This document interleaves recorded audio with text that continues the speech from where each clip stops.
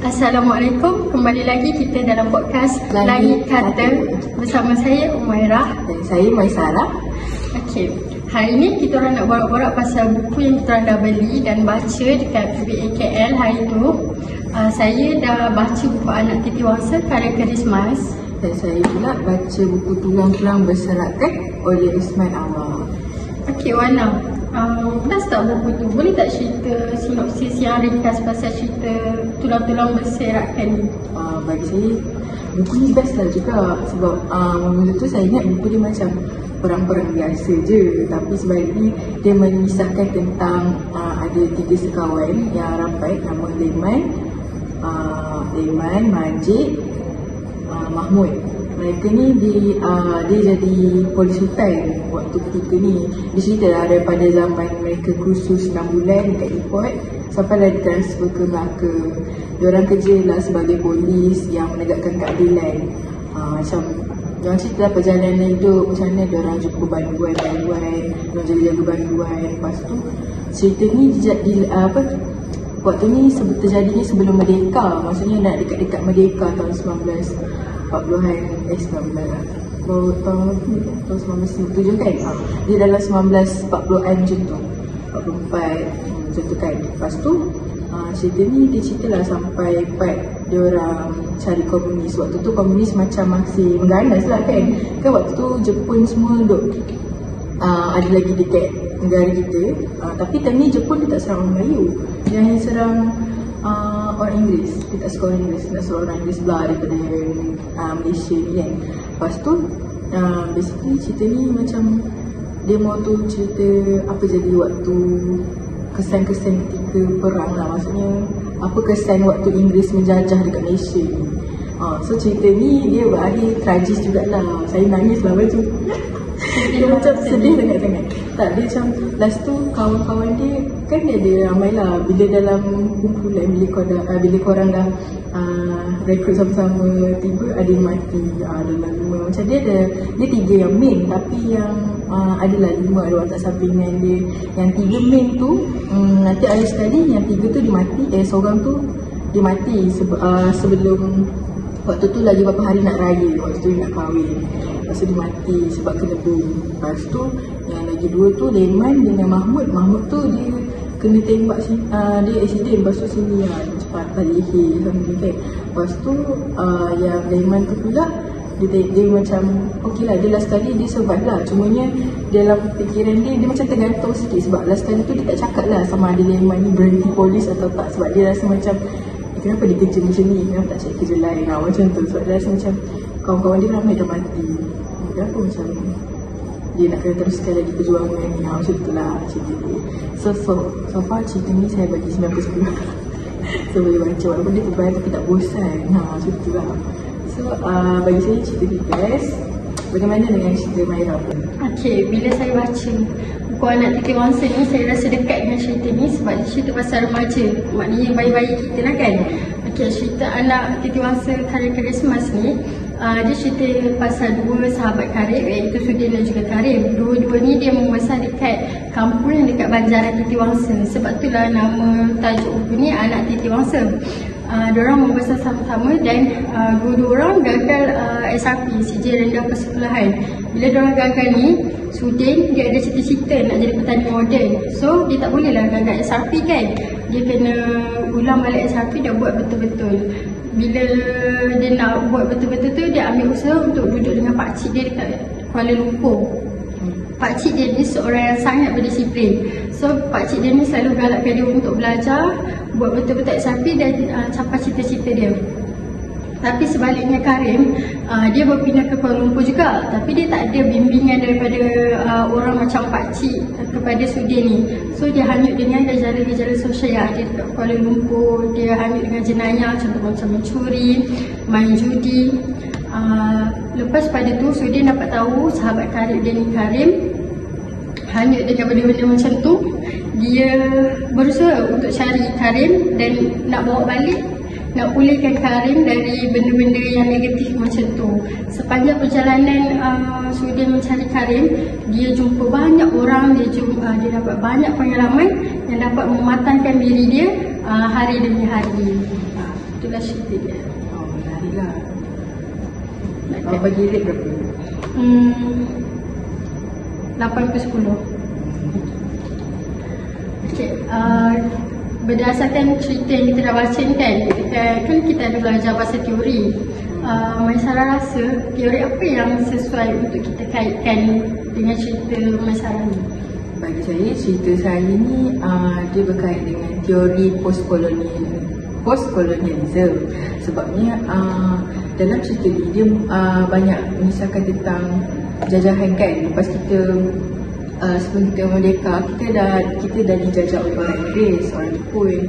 Jadi dalam cerita ni dia ada banyaklah tunjuk macam apa cerita pasal macam apa efek dia selepas kita dijajah. Maksudnya kita masih lagi mengamalkan cara-cara orang barat, cara orang Jepun, macam itulah. Even semasa ataupun sebelum kemerdekaan. Macam itulah. Terus kalau Maira pula rasa teori apa yang sesuai dengan Maira punya buku ni?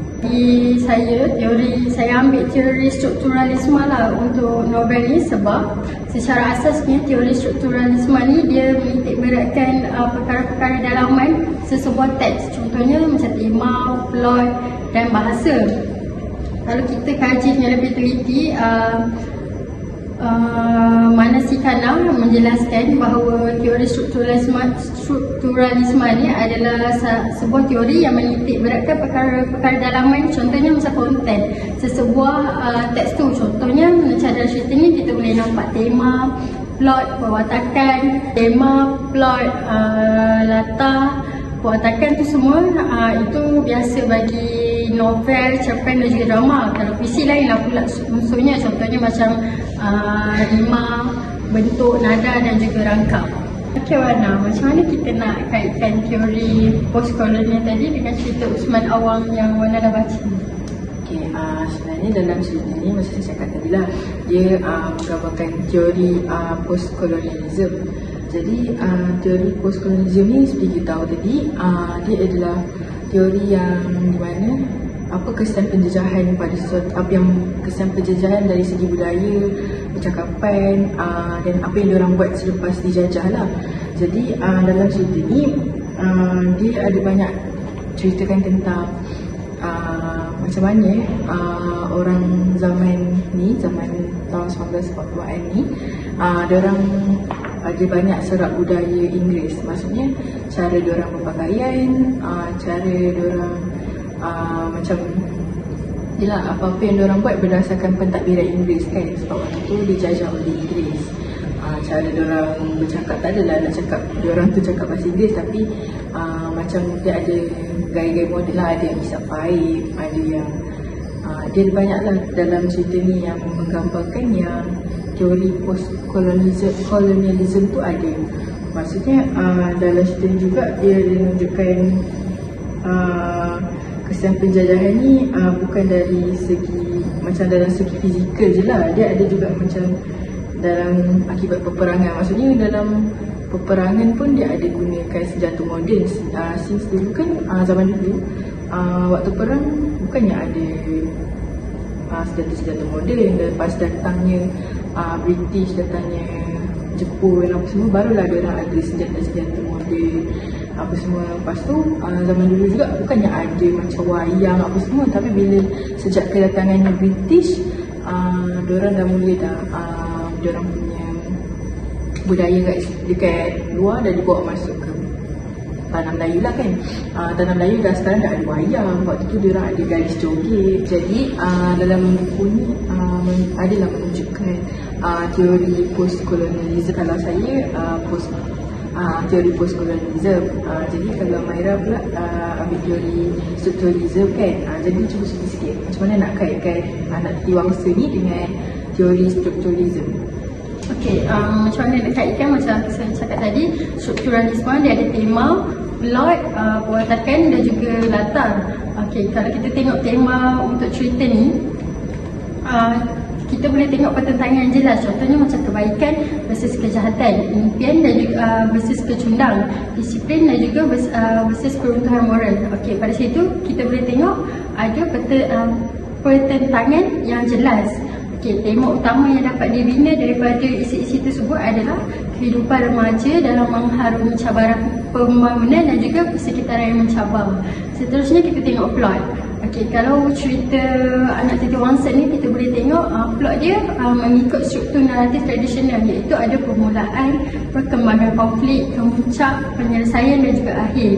Untuk permulaan di mana Sudin dan Karim membesar bersama di kampung dan mereka sangat akrab. Okey, seterusnya plot. Plot cerita ni dia mengikut struktur naratif tradisional, iaitu ada permulaan, perkembangan konflik, kemuncak, penyelesaian dan juga akhir. Untuk permulaan di mana Sudin dan Karim diorang membesar bersama dekat kampung dan diorang sangat akrab. Perkembangan konflik pula bermula di mana diorang berdua berpindah ke bandar dan Sudin hidup disiplin bersama pakciknya, manakala Karim hanyut dalam gelap kota. Lepas tu kemuncak di mana Sudin berusaha mencari Karim, dan penyelesaian Sudin berjaya menemui Karim dan membantu mengubahnya ke arah kebaikan. Akhir sekali Sudin menjadi matang daripada hasil pengalamannya dan menunjukkan perkembangan dan juga kejayaan watak utama. Seterusnya pewatakan, kita ambil 3 pewatakan utama dalam cerita ni, iaitu Sudin, Karim dan juga Pakcik Sudin. Sudin adalah watak utama yang bertindak sebagai hero ataupun penyelamat dan berfungsi sebagai lambang nilai positif. Seterusnya Karim, watak yang bertentangan dengan Sudin, di mana dia berfungsi sebagai contoh kegagalan sosial, dan Pakcik Sudin sebagai watak pembimbing yang membantu Sudin kekal di landasan yang betul. Dan peranan watak Pakcik Sudin ni menstabilkan naratif. Okey, akhir sekali adalah latar. Kita ambil 2 latar yang bertentangan, iaitu latar kampung dan juga latar bandar. Latar kampung dia melambangkan kehidupan yang sederhana, tetapi bersih dari kerosakan moral. Maknanya ada vibe positif je dekat kampung ni. Seterusnya latar bandar iaitu Kuala Lumpur melambangkan dunia moden yang mencabar, penuh godaan dan risiko tetapi juga peluang. Dia bukan sahaja negatif, banyak gejala-gejala sosial dan jenayah, tetapi dia juga menjadi peluang. Contohnya macam Sudin tadi, dia mendapat kerja dekat Kuala Lumpur juga. Macam itulah cara nak kaitkan cerita ni dengan teori strukturalisme.